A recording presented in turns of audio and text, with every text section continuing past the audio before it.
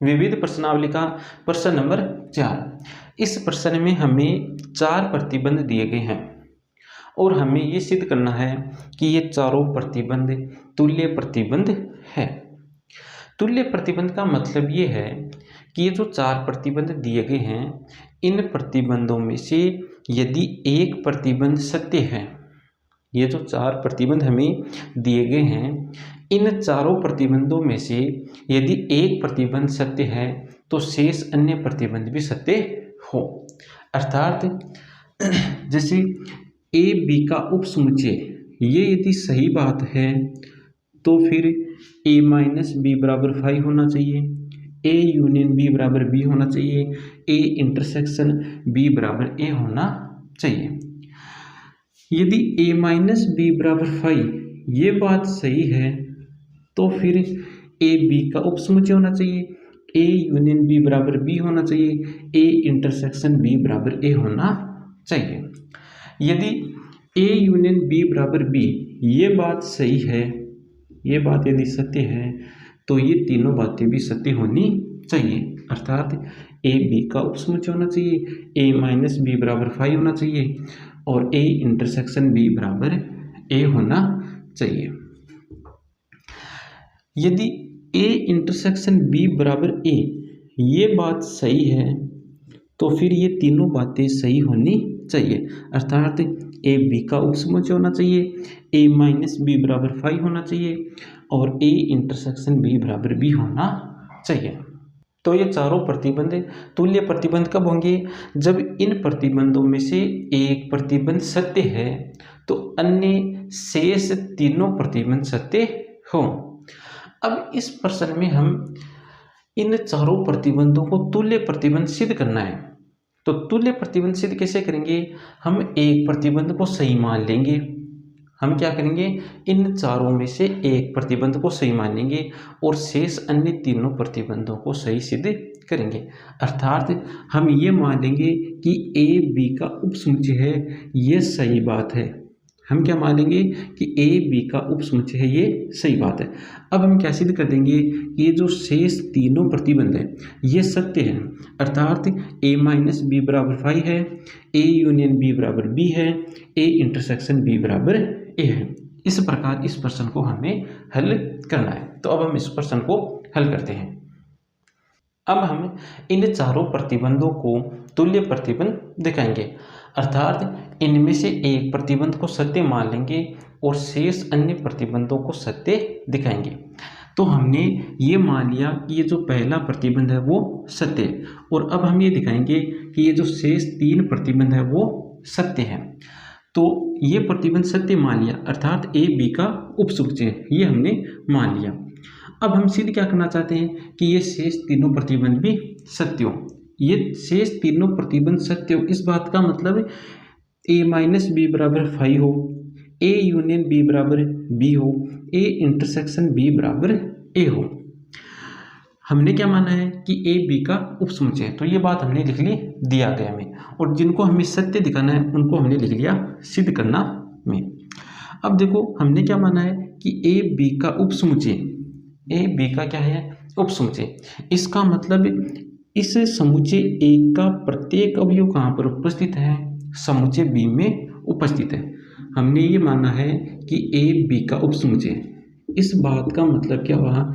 इस बात का मतलब ये हुआ कि ए के जितने भी अवयव हैं वो सभी के सभी कहाँ पर उपस्थित हैं? बी में उपस्थित हैं। इस ए के सभी अवयव कहाँ पर उपस्थित हैं? समुच्चय बी में उपस्थित है। अब देखो यहाँ पर बराबर का चिन्ह नहीं आ रहा है, इसका मतलब इस समुच्चय बी में कुछ अन्य अवयव भी हो सकते हैं। इस बी में कुछ अन्य अवयव भी हो सकते हैं। क्यों? क्योंकि यहाँ पर बराबर का चिन्ह नहीं दिया हुआ है। अब यदि हम a माइनस बी ज्ञात करें तो a माइनस बी किसके बराबर होगा? जो समुच्चय a है उस समुच्चय a में से उभयनिष्ठ अवयवों को हटा दो। तो देखो a के सभी अवयव तो b में उपस्थित हैं, इसका मतलब a के जितने भी अवयव हैं वो उभयनिष्ठ अवयव हैं। ए के सभी अवयव कहाँ पर उपस्थित हैं? समुच्चय बी में उपस्थित हैं। इसका मतलब ए के जितने भी अवयव हैं ये सभी के सभी अवयव क्या हैं? उभयनिष्ठ अवयव हैं। अब इस समुच्चय ए के जो अवयव हैं इन अवयवों में से उभयनिष्ठ को उठा दें और शेष अवयवों का यदि हम समुच्चय बना लें तो वो समुच्चय किसका होगा? a माइनस बी का समुच्चय होगा। अब देखो a के तो सभी अवयव उभयनिष्ठ हैं, a के तो सभी अवयव उभयनिष्ठ हैं। अब यदि इन उभयनिष्ठ को हटा देंगे तो इस समुच्चय a में तो कोई अवयव शेष ही नहीं रहा। इसका मतलब इस समुच्चय में कोई अवयव है नहीं है। इस बात का मतलब क्या हुआ कि जो समुच्चय बचेगा वो समुच्चय एक रिक्त समुच्चय होगा। तो a माइनस बी कौन सा समुच्चय होगा? एक रिक्त समुच्चय होगा।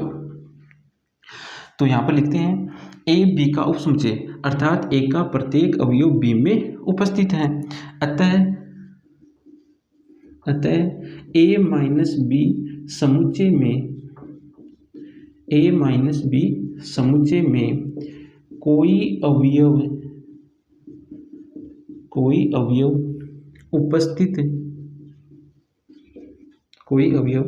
उपस्थित नहीं है।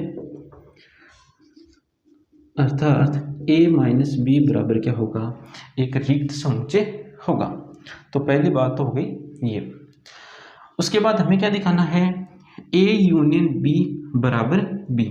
a यूनियन b समुच्चय को हमें समुच्चय b के बराबर दिखाना है। तो कोई भी दो समुच्चयों को बराबर दिखाने का तरीका क्या है कि उन दोनों समुच्चयों को एक दूसरे का उपसमुच्चय दिखा दो।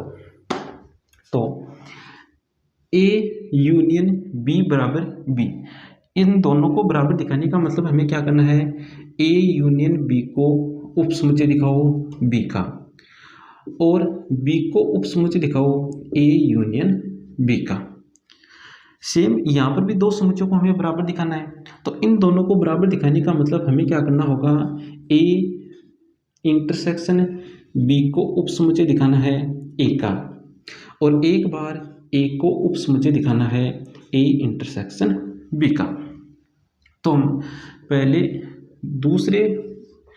इस दूसरे प्रतिबंध को हल करते हैं। देखो तो इन दोनों को बराबर दिखाने के लिए हमें क्या करना होगा? a यूनियन b को उपसमुच्चय दिखाना होगा b का और b को उपसमुच्चय दिखाना होगा a यूनियन b का। तो पहले इसको हल करते हैं। तो इस a यूनियन b को b का उपसमुच्चय दिखाने का तरीका क्या है? इस a यूनियन b का कोई अवयव लो और उस अवयव को समुच्चय b का अवयव दिखा दो। तो माना a यूनियन b का स्वैच्छिक अवयव a यूनियन b का स्वैच्छिक अवयव x है। तो x a यूनियन b का अवयव है तो संकेत में कुछ इस प्रकार लिख देंगे। x a यूनियन b का अवयव है तो x कौन से समुच्चय का अवयव होगा? x a का अवयव होगा। एक स्थिति तो ये बनेगी, या x b का अवयव होगा या x a और b दोनों समुच्चयों का क्या हो? अवयव हो, अर्थात x a इंटरसेक्शन b का अवयव होगा। तो x a यूनियन b का अवयव है तो x a का अवयव होगा, एक स्थिति तो ये हो गई। x b का अवयव होगा, दूसरी स्थिति ये हो गई। x a और b दोनों का अवयव होगा, ये हो गई स्थिति नंबर 3। तीनों स्थितियों को हम हल करते हैं। पहली स्थिति में देखो x किसका अवयव है? a का अवयव है। x अवयव किसका है? a का, और हमें ये पता है कि a उपसमुच्चय है b का, क्योंकि दिया गया है a किसका उपसमुच्चय है? b का। तो इस a के प्रत्येक अवयव किस में उपस्थित होंगे? b में। तो a का अवयव यहाँ पर क्या है? x है, तो ये x किसका अवयव होगा? b का भी अवयव होगा। x किसका अवयव होगा? b का। कारण क्या होगा? कारण ये होगा कि a उपसमुच्चय है b का। तो x b का अवयव हो गया। x अवयव हम किसका लेकर चले? a यूनियन b का अवयव लेकर चले और x को हमने किस में दिखा दिया? समुच्चय b का अवयव दिखा दिया। x अवयव हम किसका लेकर चले? a यूनियन b का अवयव लेकर चले और x को हमने b का अवयव दिखा दिया। इसका मतलब a यूनियन b उपसमुच्चय है बी का। तो पहली स्थिति से क्या आ रहा है, पहली स्थिति से ए यूनियन बी उप समुच्चय है बी का। दूसरी स्थिति को देखो, एक्स किसका अवयव है, बी का। तो एक्स ए यूनियन बी का अवयव लेकर चले और दूसरी स्थिति के अनुसार एक्स किसका अवयव है, बी का अवयव है। तो इसका मतलब ए यूनियन बी उप समुच्चय है बी का। तो दूसरी स्थिति से भी हमें क्या मिल रहा है, ए यूनियन बी उप समुच्चय है बी का। तीसरी स्थिति को देखो, तीसरी स्थिति में क्या है, एक्स अवयव है ए इंटरसेक्शन बी का। इसका मतलब अवयव एक्स ए का भी अवयव है और एक्स बी का भी अवयव है। एक्स ए का भी अवयव है और एक्स किसका अवयव है, बी का भी अवयव है। तो एक्स देखो, हम अवयव किसका लेकर चले, ए यूनियन बी का अवयव लेकर चले और तीसरी स्थिति में देखो एक्स किसका अवयव आ रहा है, एक्स बी का अवयव आ रहा है। इसका मतलब ए यूनियन बी उप समुच्चय है बी का। तो तीनों ही स्थितियों से हमें, ये जो तीन स्थितियां बनी थी यहाँ पर एक्स ए यूनियन बी का अवयव है, तो इस कारण यहाँ पर ये तीन स्थितियां बनी और तीनों ही स्थितियों में ए यूनियन बी उप समुच्चय है बी का। तो स्थिति 1, 2 और 3, तीनों ही स्थितियों में ए यूनियन बी उप समुच्चय है बी का। तो ए यूनियन बी को उप समुच्चय दिखा दिया बी का। अब क्या करना है, बी को उप समुच्चय दिखाना है ए यूनियन बी का। तो बी का स्वैच्छिक अवयव लेकर चलेंगे, तो लिखते हैं माना बी का स्वैच्छिक अवयव, बी का स्वैच्छिक अवयव y है। तो संकेत में इस प्रकार लिख लेंगे, y अवयव है b का। अब y b का अवयव है तो y a यूनियन b का भी अवयव होगा। y b का अवयव है तो y a यूनियन b का भी अवयव होगा, चाहे a समुच्चय में कुछ भी अवयव हो। समझ लें इस बात को, a समुच्चय में कुछ भी अवयव हो, b समुच्चय में अवयव दे रखा है हमें y। अब यदि हम a यूनियन b ज्ञात करें तो इस a यूनियन b में a के अवयव भी आएंगे और b के अवयव भी आएंगे, तो b का अवयव y भी आएगा। तो a यूनियन b का अवयव कौन हो गया, y हो गया। तो y किसका अवयव है, a यूनियन b का अवयव है। तो y देखो, हम किसका अवयव लेकर चले, b का अवयव लेकर चले और y को हमने किसका अवयव दिखा दिया, a यूनियन b का अवयव दिखा दिया। इसका मतलब b उप समुच्चय है a यूनियन b का। बी किसका उप समुच्चय है, ए यूनियन बी का उप समुच्चय है। तो इसको लिख लेते हैं समीकरण नंबर 1 और इसको लिख देते हैं समीकरण नंबर 2। तो यहाँ पर लिखेंगे समीकरण 1 व 2 से, समीकरण 1 व 2 से क्या लिखेंगे, देखो समीकरण ए क्या है, ए यूनियन बी बराबर, ए यूनियन बी उप समुच्चय है बी का। समीकरण 2 क्या है, बी उप समुच्चय है ए यूनियन बी का। इसका मतलब क्या होगा, इसका मतलब ये होगा कि ए यूनियन बी बराबर बी, और ये हमें सिद्ध करना था। देखो ए यूनियन बी बराबर बी। अब हम सिद्ध करेंगे ए इंटरसेक्शन बी बराबर ए। अब हमें क्या सिद्ध करना है, अब हमें सिद्ध करना है ए इंटरसेक्शन बी बराबर ए। इन दोनों समुच्चयों को हमें समान समुच्चय दिखाना है। तो ये दोनों समुच्चय समान समुच्चय कब होंगे, जब ये दोनों एक दूसरे के उप समुच्चय हो, अर्थात ए इंटरसेक्शन बी ए का उप समुच्चय हो और ए इंटरसेक्शन बी का उप समुच्चय हो। तो पहले ए इंटरसेक्शन बी को ए का उप समुच्चय दिखाते हैं। तो ए इंटरसेक्शन बी का अवयव लेंगे और उस अवयव को किस में दिखाएंगे, ए में दिखा देंगे। तो लिखते हैं माना ए इंटरसेक्शन बी का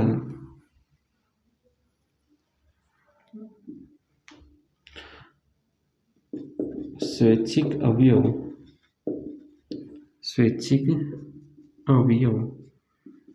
x है। ए इंटरसेक्शन बी का स्वैच्छिक अवयव क्या है, x है।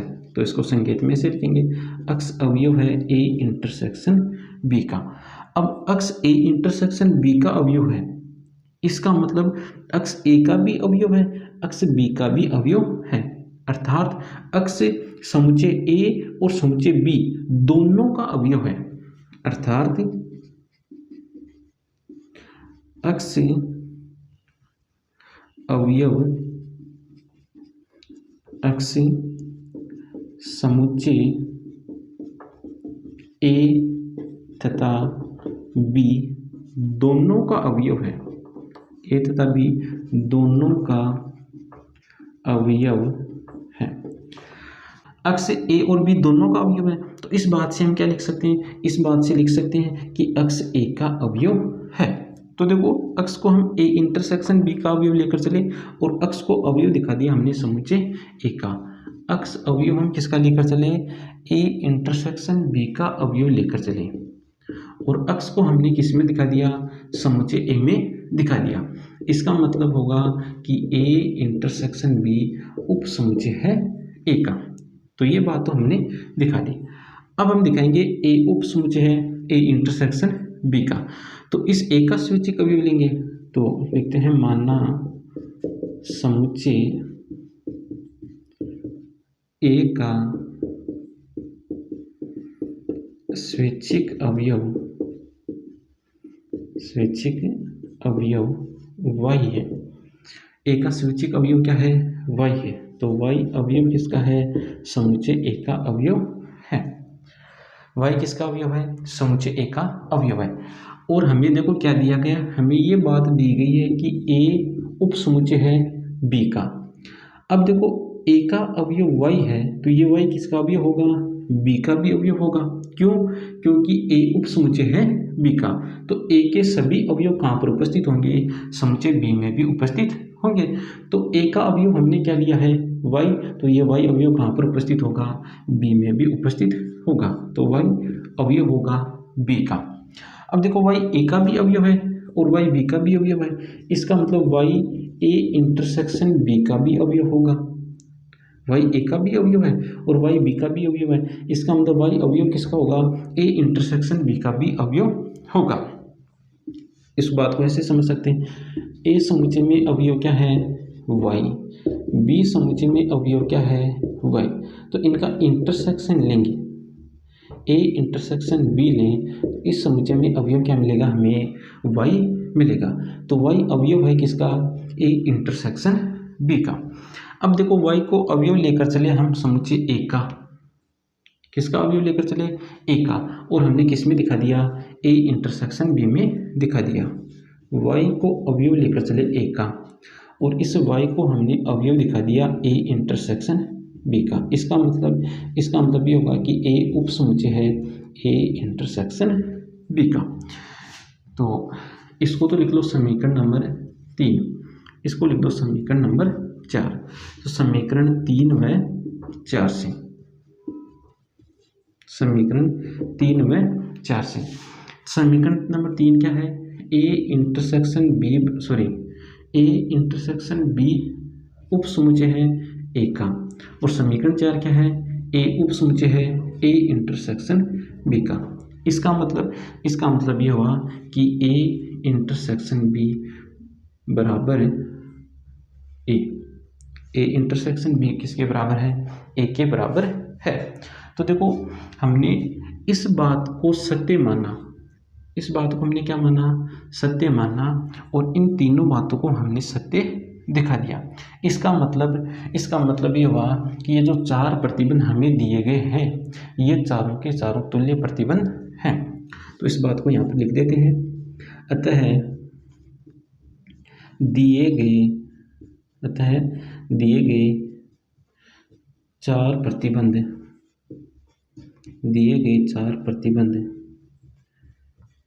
तुल्य प्रतिबंध है। देखो इस प्रकार हमें इस प्रश्न को हल करना है। तो आज की क्लास में इतना ही, आगे के शेष प्रश्न करेंगे हम नेक्स्ट क्लास में।